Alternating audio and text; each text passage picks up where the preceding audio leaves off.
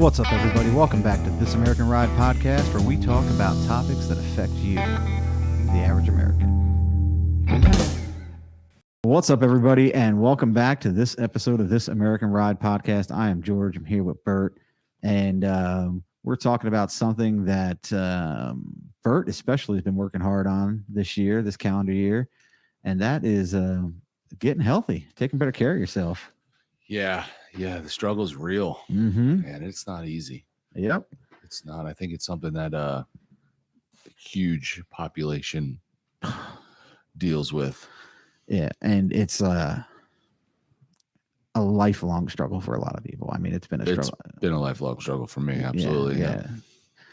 So it's I never, like, to me, it was, I don't know, it was never a problem. It never kind of kept me doing a lot of what I wanted to do in life. So it was just kind of one of those things you dealt with until you get into your 40s, and then you have to put your socks on, and then, whoa, it's an issue. You know, but you know, where we're at, we're recording this like now mid-July 2023. You went hardcore at the beginning of the calendar year, I think. Yeah. And how many LBs are you down? I'm somewhere around 50. Damn. Right now. It's and I knew it would. It's kind of plateaued because we hit the summer. Yeah. And the summer is just like the social life kicks up. We do a lot of riding. We do a lot of vacations. There's a lot going on. It becomes really hard to stay focused on it, but I'm trying to stay focused on it. It is a daily struggle, but doing all right. If I can like maintain here for the next month or so and then kind of pick it back up, you know, and continue on with I have goals, you know, for the year. So, but it's a struggle. I mean, even if we're in the summer, and I am down, you know, a lot of people, you know, won't know this, but a few years ago, three of us had like a bit of a weight loss challenge. I was over 300 pounds for the first time probably in my life at that point. And I am down still probably 40 pounds from that point. And I've kept a lot of that off, which was for the first time. That's key. I've kept a lot of that off. And I have this like 10-pound fluctuation right now. I'm trying to get, if I could get another 20 off, you know, and to me get down to like that 250, 245 range, I think I would be, you know, one, I know I would feel a lot better, but, you know, I would be happy with, you know, progress over a few years. Yeah. Because people don't think about losing it over a few years. They go on these crash diets and they do all this crash stuff, but they don't realize that you can't fix a lifelong struggle over 6 weeks. Nope. And that is a huge thing. It's all about lifestyle changes and making like little changes over time and continuing to like compound on them and improve you can't, it's none of the quick fad diets last. You just end up gaining it back. I know I've been there. I've done it for 25 years. You know, I've been dealing with that, and you got to just make small changes that you stick to and you make habit, and they just end up being a part of your life. Yeah. Keto worked hard for me. I haven't gained back. I gained back probably 20 pounds of the 40 or 45 that I lost on keto. Yeah. I feel like keto is one of those diets where you can lose a lot of weight. I don't feel like you can maintain that diet. People do, but I can't. I can't maintain that diet. I can't do it. I don't have it in me to, you know, to stay. And the other thing that I think about keto, and again, this is just me personally from my experience in medicine, so it's not a professional opinion. It's just more of one of facts that I put together. I do not think staying in ketosis for long periods of time is good for you. That last time that I went on a keto diet is when I found out I had gout, because it gave me a gout flare up like nobody's business, and I didn't know what the hell it was. That's when we figured out it was gout. Yeah. And I was down for like almost a month, right? Like in January. It happened like right in January when we started that. I was down for like almost a month. I mean, hardcore down. Right. And then, so probably mid 40s now. Well, as we say, late 40s. But last year, I got the diabetes diagnosis, which I always felt was inevitable in my life because everybody in the family has it. So when people are like, you know, it's not inevitable if you live healthy. I'm like, well, listen, I know skinny people with diabetes. So Yeah. It's I know skinny people with diabetes so bad they're on insulin pumps. You know, it's Right. not. So do I think lifestyle plays a piece of it? It does. It plays a huge piece of it, but I think there's also an uncontrollable part. And you know, I mean, I was talking to my uncle the other day. He is, you know, and I was joking with him. I'm like, hey, you got the sugar yet? And he's like, no.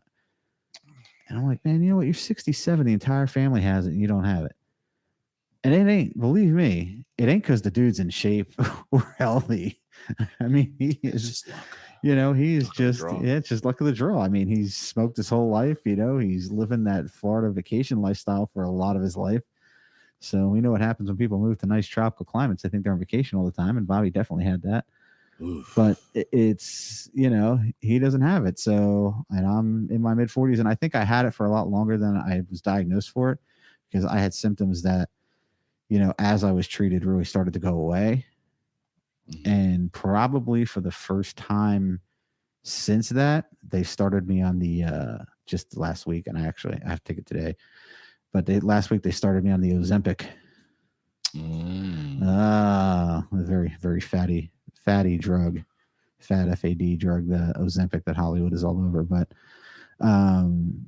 you know, I mean, obviously there's people using Well, it that's for, what people are using it for weight loss, right? they're using it for weight loss. But That's funny. Carolyn she was looking at that and she said it was just linked to dang it, now I can't remember what the disease was, but it's linked to like medullary thyroid cancer. It's linked to, I think might have been some sort of cancer. it's linked to so many different things. Yikes. But so much stuff that we link on. I mean, how much of the population is on a statin or should be on a statin, you know, because their cholesterol is out of whack. I mean, I know so many people are on statins. Statins are linked to dementia.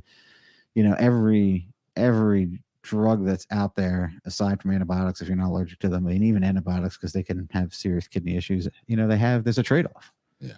There's something. I mean, the other trade-off is if my sugar isn't controlled, or if any diabetic sugar isn't controlled, well, then you're on the short road to being in the ground, because the side effects of the medication that they use to treat it are much less than what we know happens if it's not treated. Okay. So that's the trade-off. Yeah. So, I mean, I knew the path, you know, working in healthcare, I knew the path I was on. We go to the doctor, and the wife's like, oh, what do you think they're going to give you? Like 1 or 2 drugs? I said, no, I'm walking out of here with like 6. And she's like, what do you mean? I was like, let me tell you how this works.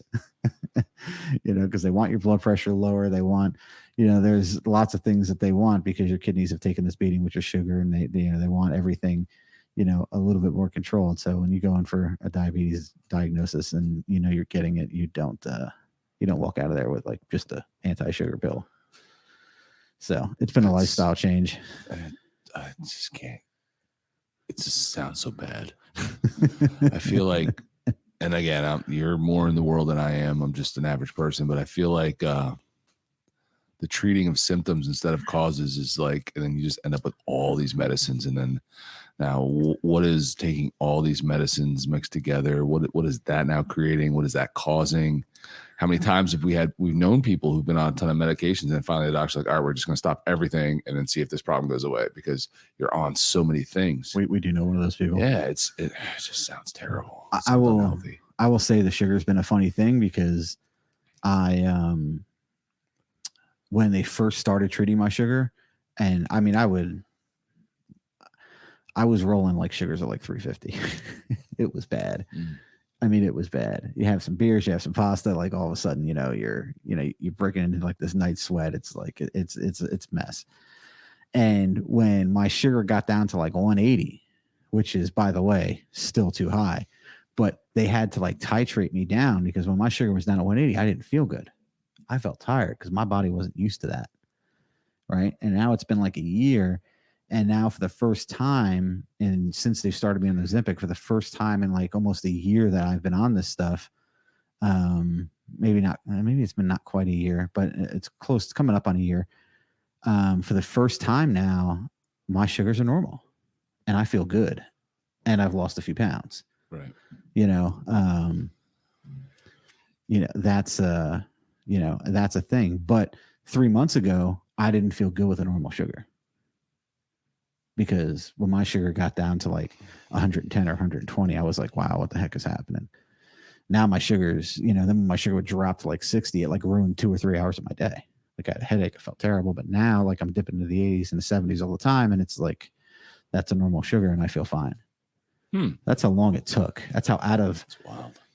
My check engine light was on, for lack of better. And I kind of think that's part of the point of talking about this stuff. I think a lot of people know that their check engine light is on.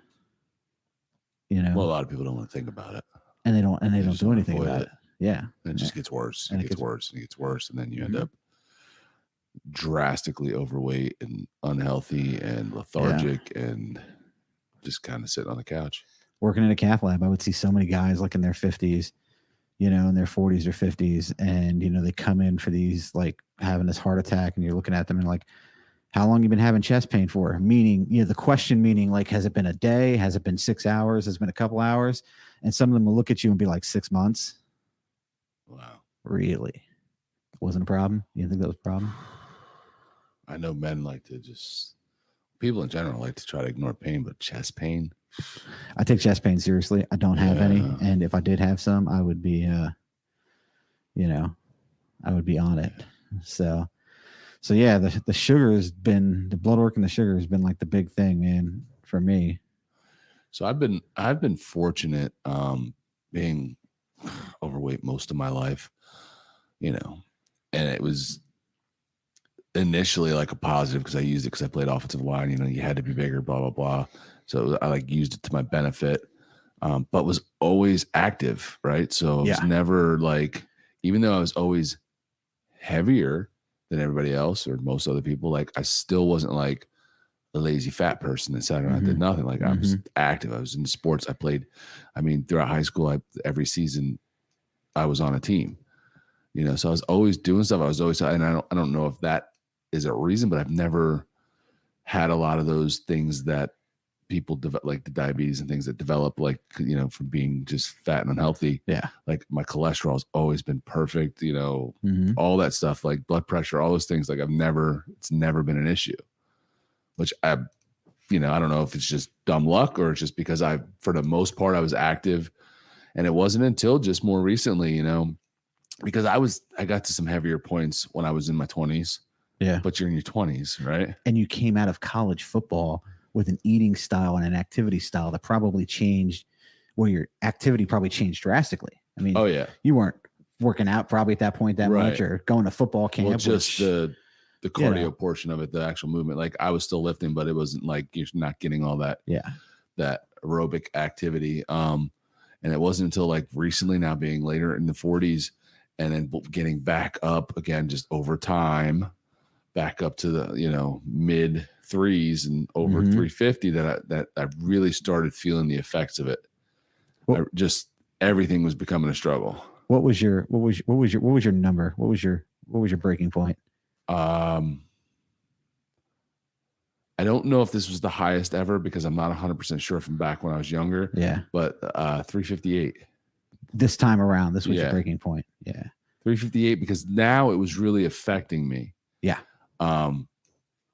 Like you said, just like putting shoes on, like you're it's a bitch, out of breath. Like that's terrible, right? And what really kind of got it for me was like, so we do the motorcycle thing, right? And we do a lot of rallies, and for the channel and for fun, and we go and we're doing a lot of walking. It's tiring. And these last couple times, like I think this past year at Ocean City is when I was like I'm walking around and I'm getting winded, and I'm like, this is not like normal. Even for me being overweight my whole life, this is not normal.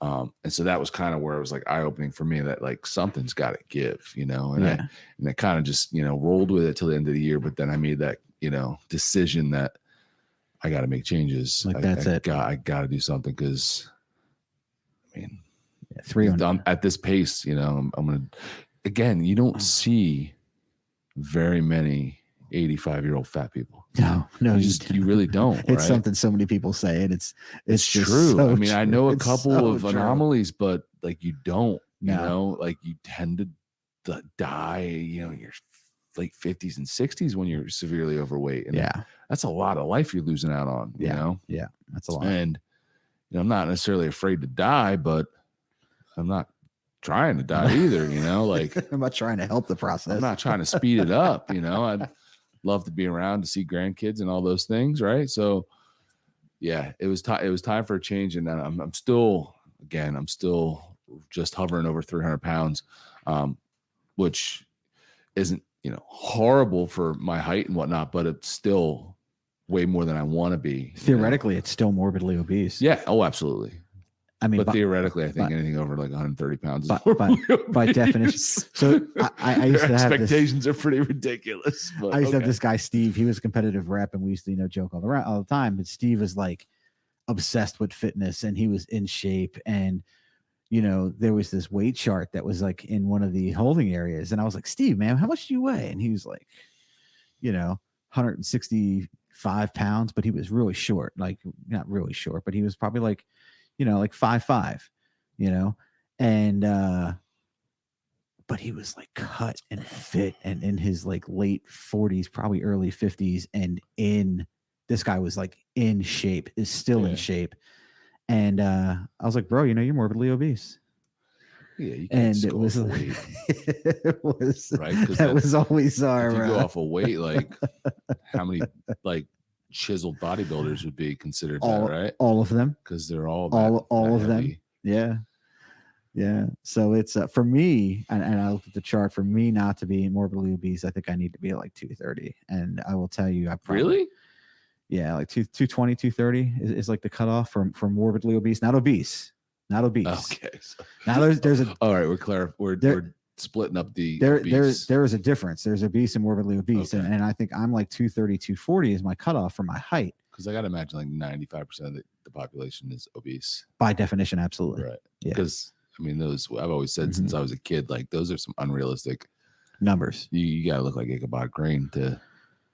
Yeah, but I mean, I feel like my big lifestyle change, I think, was when I left nursing, because as much as we used to party when, I was obviously younger when I was a nurse, but as much as we used to party, it was, is that me?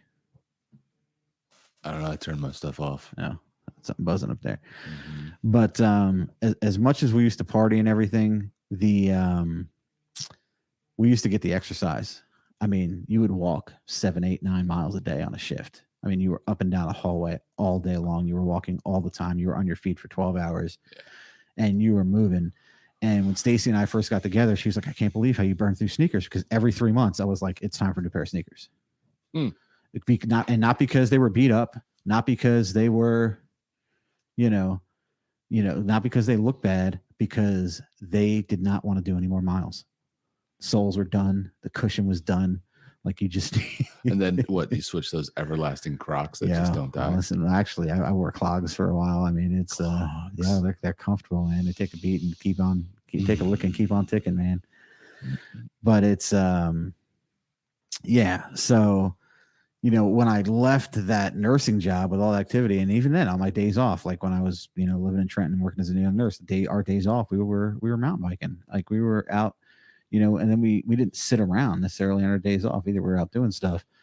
So it was when I left that lifestyle and went into, and got an industry job, and I was, working on the other side of the medical field, you didn't have that activity.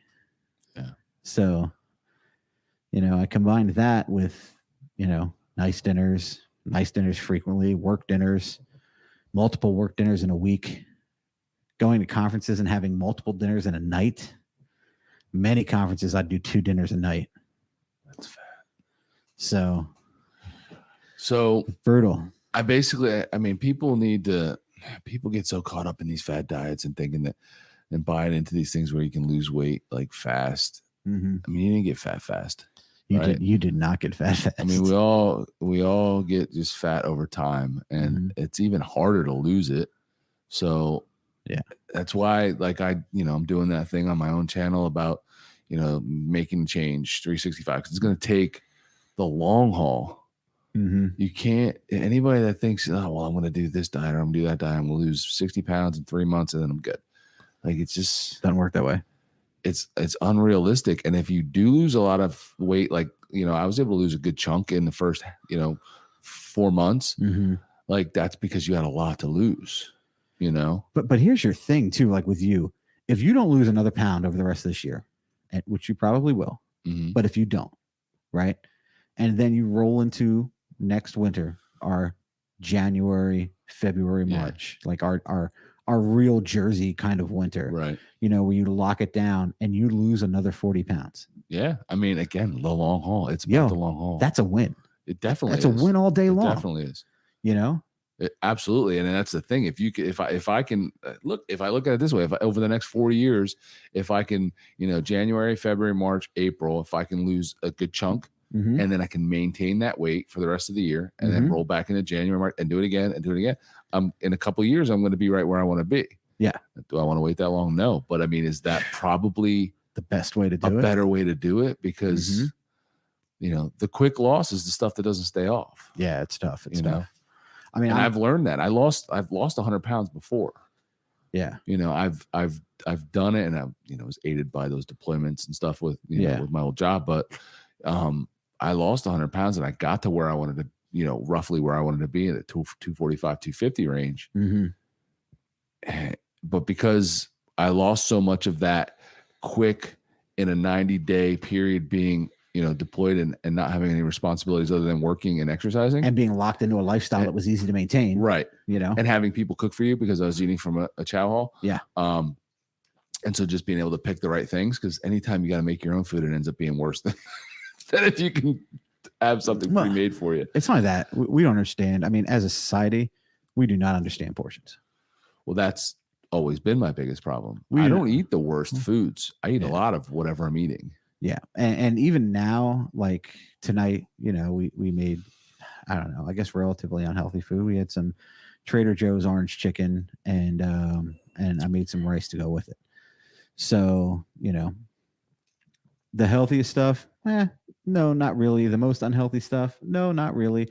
But it was the rare occasion this week that I've actually gone back for seconds, and my seconds was like 2 pieces of chicken for seconds, which has been like the biggest lifestyle change for me. I mean, I'm always going back. I was always going back for that second plate, always going back for that second plate. And for me, I've learned now it's better for me not to get that second plate. And if I'm hungry in an hour or two, grab a snack. Yeah. It's just, you know, it's why, and I haven't lost a ton of weight. I mean, I've been up and down, but the grand total is I'm down 40 pounds over 3 years. How long ago was that we did that challenge? It had to be like 20, was it 2019? It's been a minute, and maybe it was that point 2020. I feel like at that point you got close to close to 300. I feel, or no, I was under. I was 300. I was like high 280s. Okay. For that challenge, and so that I got down to that, and then crept all the way back up. Yep. Right to almost 360. And guess what? I don't eat any fast food. Yeah. I don't ever eat fast food. The only time in that period of time that I might have had some fast food was if we were on a road trip and we were kind of like, we got to eat something. We're on the highway. We got fast food. Everything is so processed and unhealthy. I don't even know that that's in the equation anymore. Yeah, I mean, so I don't eat that ever, even still. But I've always been, and it comes from my childhood, like big portions. My mom always made a ton of food. Yeah. And then you kind of feel obligated to eat, you know? Yeah. So it's just that's kind of ingrained. That's kind of one of those things where people talk about the childhood trauma. Well, it wasn't trauma at the time because I was loving every bit of it. But, you know, that's kind of where it's learned. It's a learned habit of years and years of just eating too much. Even if it's something decent, like that's, if you just had a little bit, would be perfectly fine for you. Yeah. You know, it's funny. I was watching this guy Tyler. I was telling you about the Delta Force dude, and Sean Ryan showed the other day, and it was a podcast that I thought was going to be a lot about like combat in Iraq and all that stuff, and it wasn't. It was a lot about like, you know, dealing with other issues. And one of the things he said is, I don't care who you are, how much money you have, or if your upbringing was good or bad, nobody escapes childhood unscathed. Yeah, and that's. I'm telling you, like, that's it. I mean, I lived in an unhealthy food household as a kid. I was a chubby kid. I did not slim down until, you know, I got probably into nursing school, and I was too busy to eat, or I was grabbing quick stuff on the go and really busy and basically working 2 jobs because you're working clinicals and working in, at a hospital. And, I think I was probably like 230-ish when I graduated college. I was in a pair of 34, 36 jeans. Like that was the best shape that I was ever in, because I realized that, at the time chicks did not dig chubby dudes. And that was a motivating factor. Huh. You don't say. Plus, and it was tough, you played in a band and like my back, was whatever, but it was, how's your back feel? Mine? Yeah, you have back issues. I mean, has your back been? It's been better. Yeah, it has It's been been better. I think big factors are bed. I don't love our bed, Mm. but it's definitely been better. I haven't had the sciatic issue in a couple years now. I haven't seen you been down in a while. So the last time I had the sciatic issue was, I feel like Ocean City. No, it was Gettysburg Bike Week. Oh, that you didn't go to. Yes. And I believe that was 2 years ago this past month. Okay. Because we went. That's we the last didn't time it go was a year, and bad. then we went. So I think it was 2 years ago, because it really hit me, because I was Yeah. out there trying to film and stuff for the YouTube channel, and I couldn't. It was like it gets to the point where walking is like painful. Oh, So I was like, kind of strolling from tent to tent to lean on things, because if anybody knows sciatic pain, like you got to like people understand. you got to lean and you got to take pressure off of the certain spots or whatever. So I've had it pretty bad at some points, but since then, I've been good. Like I bought that table, that inversion table. Mhm. I haven't used mine in a while. I haven't used mine in a while either, which I mean I guess is a good thing, but I should still be using it pretty regularly, because it just kind of just relieves a lot of pressure. Yeah. So, I mean, I highly recommend that thing for anybody that's experiencing that. But recently, any like back pain I got is more just like the normal getting older, lower back pain. Maybe not the best bed or whatever, not the most comfortable, or sleep. I sleep weird, and the way I sleep, like on my side and stuff. And so, but overall, compared to 5 years ago, back is much better. Yeah. Feeling much better. And, again, the more weight you can take off, the better your back's going to be. I had the doctor who, for a while there, when it was bad, I was getting those injections, and really cool doctor, but he basically said, and I guess this is probably pretty common sense, but the closer your belly button is to your spine, the better off you are with your back. So genius medicine. In other words, genius medicine. I mean, you got a bad back, having a big fat gut is just pressure. No bueno. It's just pressure on it. So yeah, I have my goals. I'm trying to get down to 240. So I got about 65 pounds to lose. My back's been better. That being said, I feel like when I was in the 290 to 300 pound range, if I did something to aggravate it and it got what I would call twitchy, you know what I mean? Like you tweaked it. Yeah. You could start to feel it coming on. I feel like when I was in that 290 to 300 pound range, if I did that, I was done. Yeah. And in 2 days, I was going to be in pain for 2 weeks. Like that's how it went. And like you would do something and it would be like, oh, son of a bitch. Like I'm going to pay for that. And recently I tweaked my back. Like a week ago, I was coming down out of my mom's attic, and the steps going into the attic are super sketch. And you went up on steps? I did. Yeah. So that's a whole nother topic. That's a fears and phobias are another podcast. Stay tuned.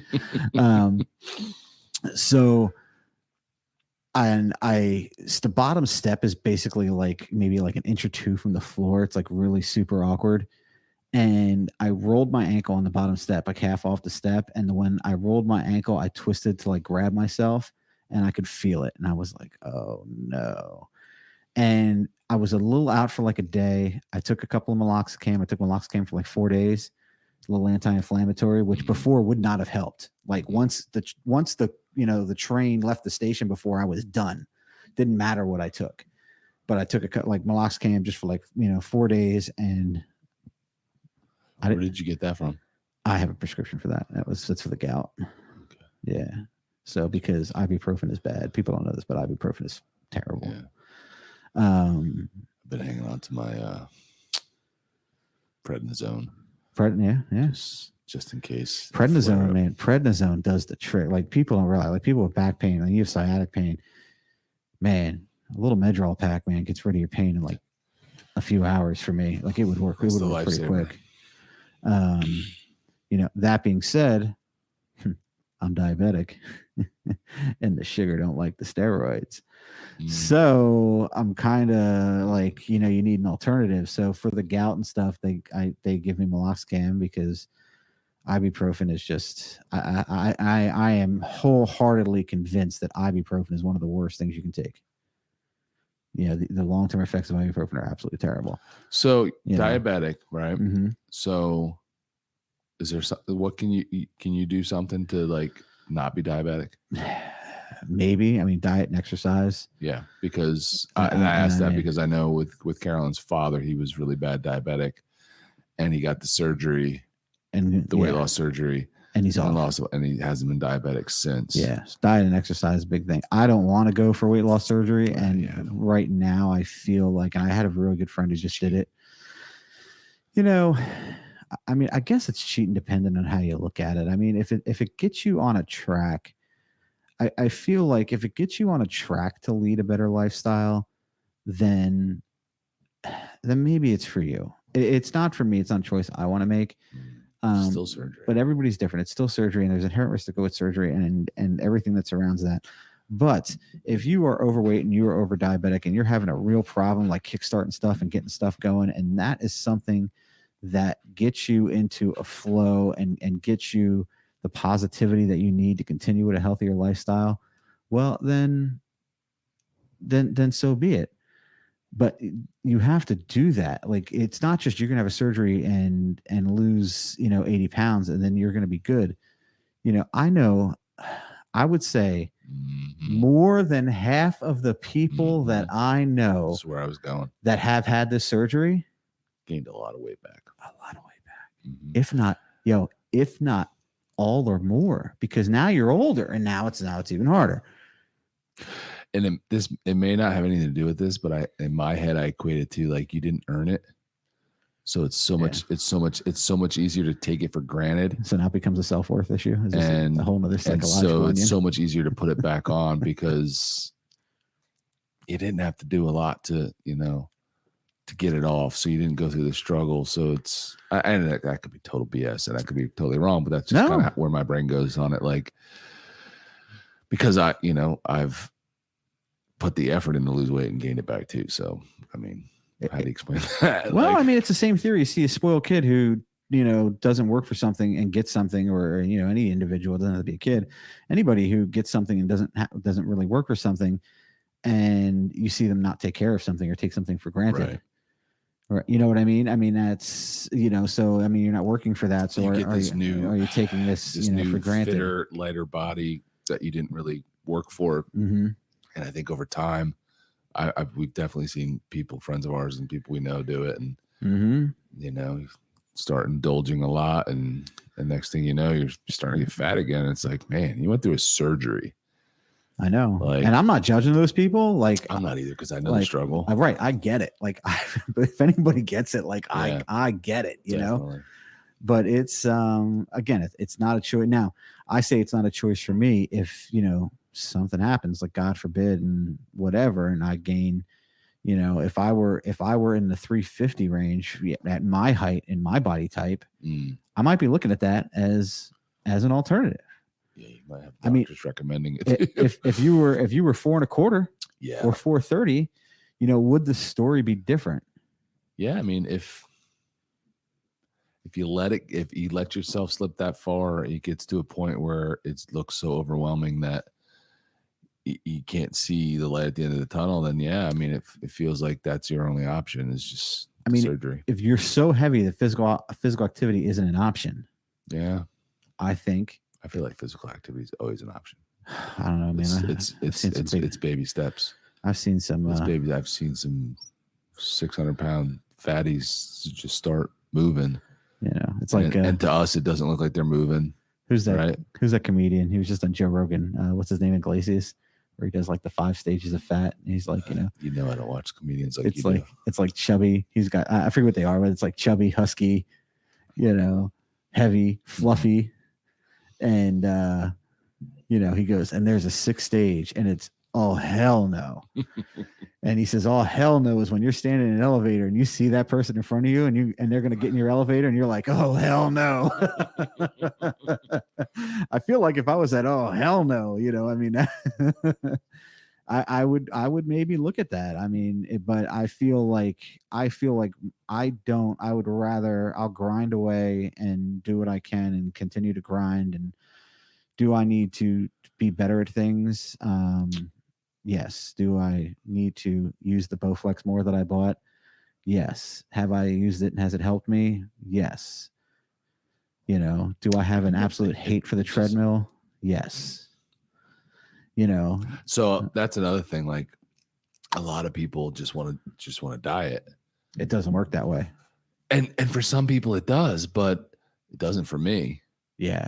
I cannot just watch what I eat and eat a good diet and lose a bunch of weight. I've always been this way. I've discussed this with the wife. Like I have to couple that with some serious strenuous activity, some cardio. I have to. And I know like you see a lot of these people on like some of these, social media fitness gurus or whatever, like talking about, getting on the cardio for an hour a day doesn't do anything to you. I'm like, well, that's interesting because whenever I do it, I lose a lot of weight.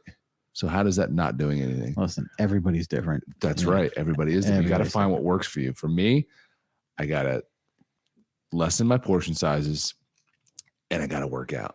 Yeah. I have to burn. I have to sweat. I have to burn calories. I have to work out. I've never lost weight just from just eating good. Yeah. Yeah.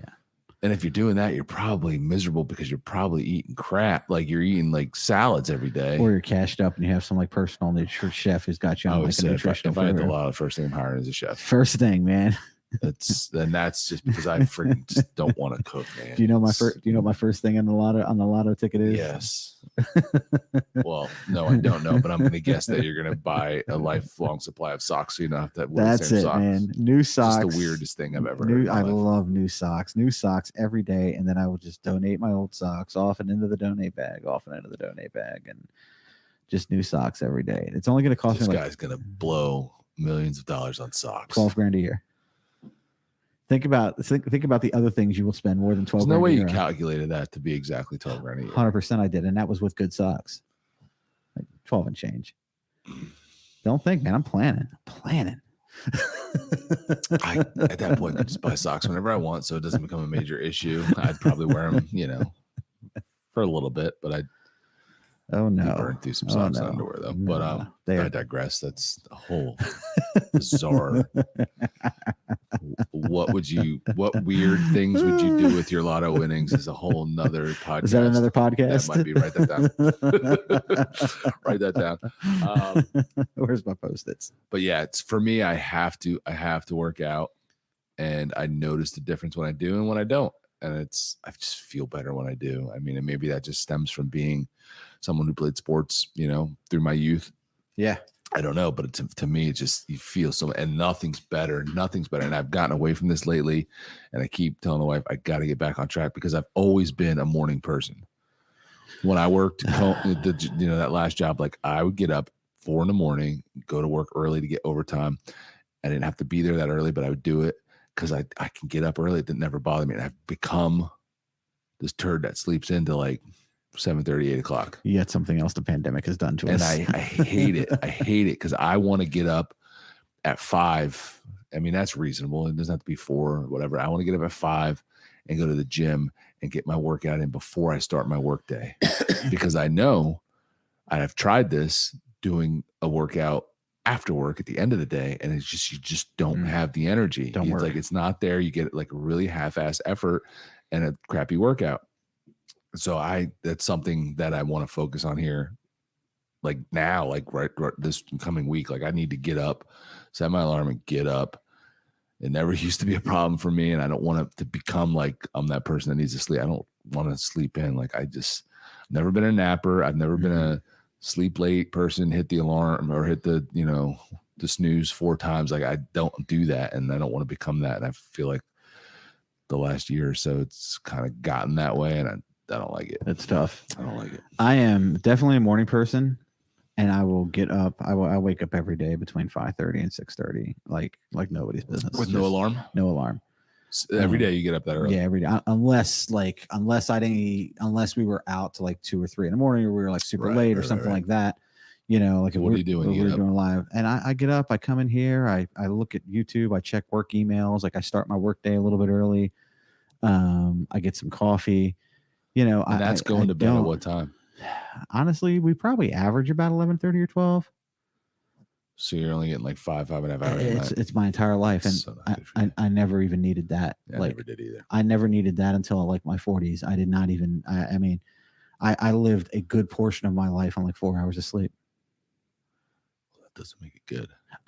No, I mean by a good portion, I don't mean like, I just mean like a long period of time, because it was just like, it was never something my body needed. I would just wake up and like I was good to go. And, you know, it was, and I think that was from working in medicine and working in nursing a lot. I mean, it was, you worked long hours sometimes, and you would work these weird doubles where you went into work at 11 a.m. and you didn't work till 11 p.m. And then you were so, you know, cranked up from this job that, you know, you had this adrenaline going, especially if you had really something go on and you were, you know, involved in some level of life-saving measures that takes a lot longer than the 45 minutes that it does on, you know, TV.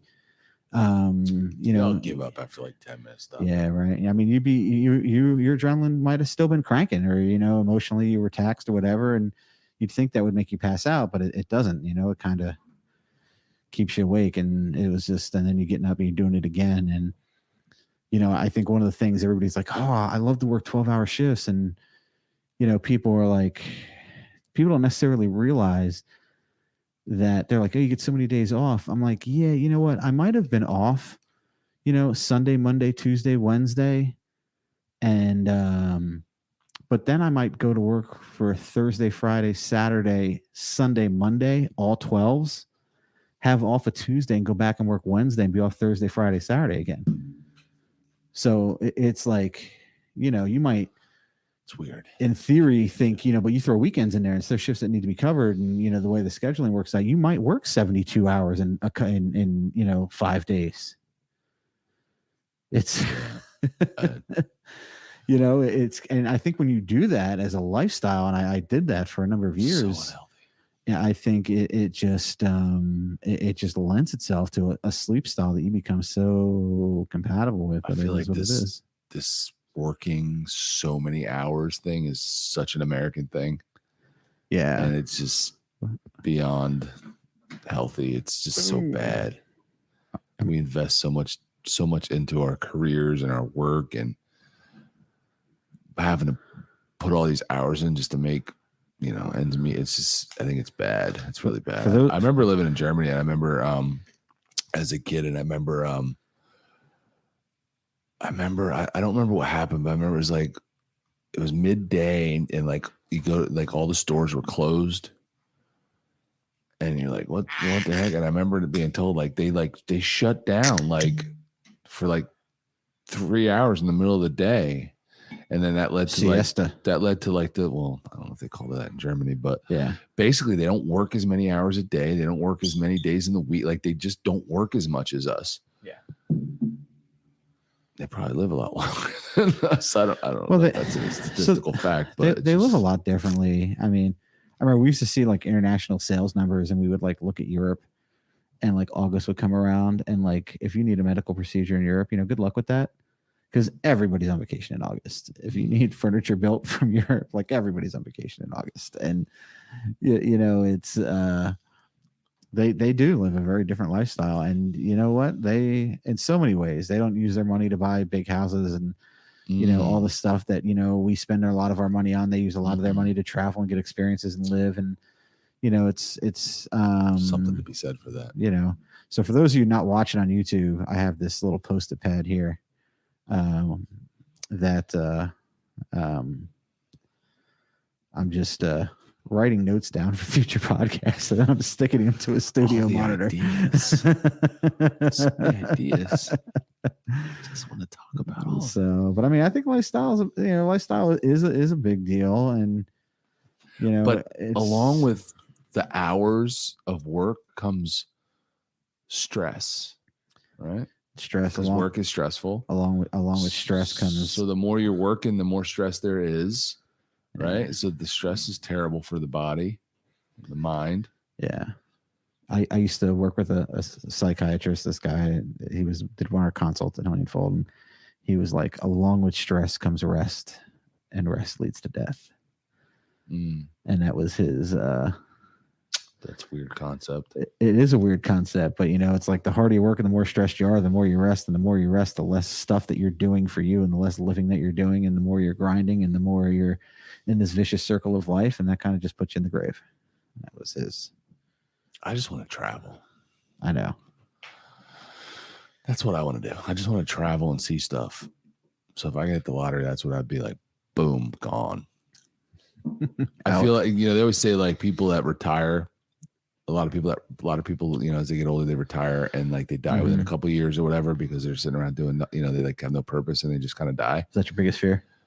No, it's not my biggest fear. It's just that wouldn't be a problem for me because I have no intention of just sitting around. Like if you told me I didn't have to work tomorrow, I wouldn't just be sitting on the couch. I could find purpose. Yeah, I got stuff to do. Oh, I got so much to do. I got stuff to do. The job is actually holding me back at this point. Yeah. And again, to like being healthy and living life. I mean, if you're that person that's, just sitting around, man, find something to do. I would love to be that person that freaking I like the RVing thing, right? Yeah. We've been talking a lot about that lately. We got the RV and traveling and going to campsites and different places. And we like, the wife likes history and stuff. So, but I would love to be the couple that like goes on hikes. Like right now, I think about it. I'm like that's, well, yeah, I'm not there yet physically, but I'd love to be that. I would love to be there. Like I'd love to be able to like go on a like friggin' 3-mile hike up the freaking mountain and then back down and like be like good to go. Like right now, I think it would, what was that? What was that mountain? What was that mountain in Band of Brothers? Mount Curry. Mount Curry, right? Yeah. I mean, but I see the people that do that, like these fit young couples that's what they do. They travel and they do all this hiking and they go up. What was that? You guys were out there. I think that Angels Landing. Oh, Angels Landing out in Zion National Climb up Park. that and just things like that. Like where like if I went to that place right now, like I'd probably go a little ways and then I'd be like, well, even if I was in shape, I wouldn't do that. Well, I mean, any place where you got to be like holding onto a chain to climb across it. Yeah, it doesn't bother me. No. Well, to an extent. I think since if there's good footing, I don't care if there's a chain. Cincinnati, it's been a national park. I think like the number of died. You look at there and like the number of deaths they've had in Angel Landing has like been scratched off like 10 times. It's absolutely. But hilarious. I also look at people are idiots. How many stupid people there are. And I'm sure none of the people listening are stupid, but I'm just saying they're stupid people. There are stupid people. What did they do? Like what did you do? Like how did you die? How did you fall? How clumsy are you? Like I don't know. It'll be me. It probably would be you. So I'm good. I was like, oh, I see it up there. That's good. Let me take my picture from down here. Look up there. That's great. What's the bottom line? Man, the bottom line is just, I always tell people you do you, but take care of yourself. I mean, you gotta find a balance. You gotta find something, man. I mean, late 40s now. Have you scheduled your colonoscopy? No. It's time. Probably, but it's time. I got my Cologuard sitting over here on the floor. The doctor just sent me. You're going to get a colonoscopy? I need to get one soon. Yeah, I'm telling you, man. Oh snap! It's got to happen soon. It's got to happen soon. It's such a preventable thing. Just relax. A guy that I know at work just had his with no anesthesia. Do you need anesthesia? Hell yeah, I need anesthesia. I used to do colonoscopies for a living. You need to give me some anesthesia, buddy. Huh? I've given this no thought. Yeah, well, you better I really don't want to think about it right now. So let's move on. You better give it some thought. You're about to be 48. It's time. It's time. Every month.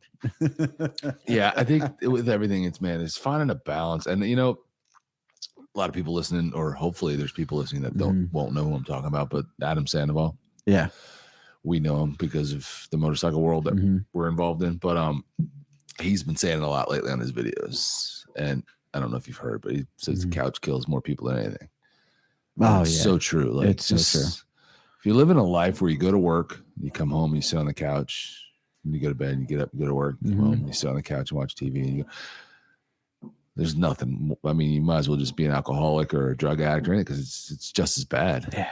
It's just as bad. You're sitting on a couch rotting away watching TV or whatever you're doing on the couch. But if you're not getting any kind of stimulation, physical activity, You got to do something, man. You have to. You have to. And I mean, for me, I feel like there's always a side hustle to work on. We have Baggers and Brewers, obviously that we do. We're doing this podcast, even though this is more of a love of talking, I feel like, than it is, I would call a side hustle. And Baggers and Brewers obviously didn't start as a side hustle. Stacy and I have started doing a little bit of affiliate marketing, and have started another LLC, as a side hustle. And I feel like for me, there's always something to do. There's always something to do, but a lot. I'm like, if you talk about, if you're thinking do. about it in that realm, like a lot of the things that I have to do still involve sitting around and doing it. Like, it's not necessarily physical activity. Yeah, I just feel like the couch isn't where I sit. I mean, like this, like if you're watching on YouTube, so this is better because you're sitting in an office chair. So this desk, I stand here a lot. Okay. So I mean, this is a uplift, and maybe we should film a podcast maybe while we're standing and see how that goes. It's but I got my anti-fatigue mat down here from Uplift, and nice and cushy, and I wheel this baby out, and that kind of seems like BS to me. No, it's 100% an anti-fatigue mat. Yeah, man, that thing is okay. Yeah, take your word for it. I've worked with those things my whole life. They make a difference. Yeah. And bottom line, man, I think is you gotta take care of yourself. You gotta move, man. We're not built to just be stagnant and sitting in one place and being fat and lazy. And the more you do that, the fat and lazier you get, the harder it gets. And listen, again, if you're watching this on YouTube, you can see it. But if you're not, and you're listening, we're not skinny dudes. We're not. We're obviously not. A vision of health and. But I mean, we're trying. We're working on it. That's the point. We're trying to better ourselves, and it's been a lifelong struggle, like we said. But I feel like I've always felt like I know what I have to do. I know what to do, and if I just do it and stick to it, I wouldn't be overweight. Yeah. Right. It's not a lack of knowledge. It's just a lack of implementing it. And I'm just trying to now at this age, as I approach 50, I don't want to be this weight when I hit 50, right? Because I just imagine everything being so much harder the older you get. It's only going to get worse. It just gets harder and harder and harder. So like start when as early as you can, just being fit, being healthy, being active. And I'm blessed and fortunate that my kids aren't, overweight. They're still young and athletic. Being that, they could have been coming, from their, me, but I tell them, man, just you got to stay active. You got to stay physically fit and healthy. Especially Jake's got some couch time. The kid's got couch time, and that's going to change pretty soon here as he goes off into the real world. But it's just life is that much harder when you're overweight. Yeah. And from someone who's been overweight basically since I don't know, maybe starting high school, like life is that much harder. I think about how much easier things could have been physically and mentally. If I wasn't overweight, like it's like, man, and it's so controllable. Yeah. That's the biggest thing. It's so controllable, and yet we just all lose control of it. And it's funny. It's like the one thing that I always tell people, like at work when we get frustrated and stuff, is and I told my mom this recently because we're going through some stuff as a family, but I said you can only control what you can control, and this is a controllable. It's 100% your activity and your intake and your diet and everything is completely controllable. Yeah. And you can't look at it as anything other than that because it's what you do to yourself. Yeah, I feel like too often we have to hit like rock bottom and get to the point where we just can't take it anymore. And it's like it doesn't need to be that. It doesn't have to be that stressful. It doesn't have to be that bad. Yeah, it's like anything in life. You need that motivational boost. You got to want it. If you don't want it, it doesn't mean anything. Yeah. Well, losing weight is the ultimate. You got to want it. And nobody can help. Like nobody can force you It's kind of like almost like a drug addiction. Like you gotta want to be clean. You gotta want to not be fat. Yeah. And until you want that bad enough, it's not gonna happen. It's not gonna happen. That's right. Roger that. So I'd be a lot skinnier if nobody ever invented ice cream. Oh man, 100%. So on that note, carbs are my downfall. Carbs. I like ice cream, but I don't crave it. Woo. Well, listen, man, this has been for those of you that know us, this has been an in-depth one. It's probably a lot of stuff that, maybe. I don't know. Maybe we were just rambling for an hour. I don't know. Maybe you didn't Hopefully know. you guys got something out of it. Hopefully you guys can get motivated. I'm trying to be motivated. So hopefully we inspire somebody. Just make little changes. Don't get overwhelmed. If you're that, that far gone, you're still fixable. Just little things here and there, make a small change that becomes a habit, and then go to the next one. Yeah, absolutely. Yeah.